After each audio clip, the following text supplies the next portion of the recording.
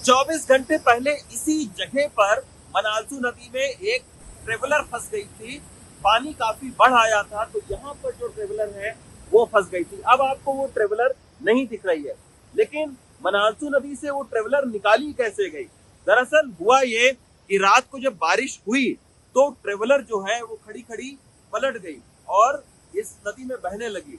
लेकिन 1 घंटे के बाद में नदी का पानी कुछ कम हुआ तो फिर तुरंत बुलडोजर आया यहाँ पर और फिर ट्रैक्टर की मदद से ट्रेवलर को खींचा गया। बुलडोजर ने पीछे से उसको उठाया और इसके बाद किसी तरीके से ट्रेवलर को यहाँ से ओल्ड मनाली में रख दिया गया है उसको।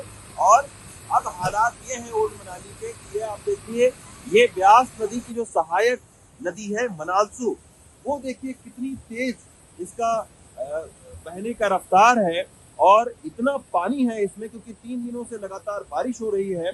और यही जब पानी ब्यास नदी में जाता है तो फिर वो ब्यास नदी मंडी होते हुए रोपड़ में पंजाब में एंट्री करती है और फिर पंजाब में इसी के वजह से जो पानी है वो बढ़ रहा है और कई सारे जिले पंजाब के बाढ़ की चपेट में है। वो इसलिए पंजाब में बाढ़ की चपेट में है क्योंकि 5 दरियाओं का पानी पंजाब से होकर गुजरता है और ये पांचों जो दरिया हैं ये हिमाचल प्रदेश और उत्तराखंड से निकलती हैं। और चूंकि हिमाचल प्रदेश में लगातार बारिश हो रही है, बहुत तेज बारिश हो रही है, 3 दिन से भीतर बारिश हो रही है, तो उसकी वजह से जो नदियों का जलस्तर है वो काफी बढ़ गया है। और यही वजह है कि वो चाहे यमुना नदी हो जो कि बंदरपुर से निकलती है, वहां पर भी क्योंकि ऊपर बारिश हो रही है तो यमुना नदी ने दिल्ली में अभी बाढ़ के हालात पैदा कर दिए हैं।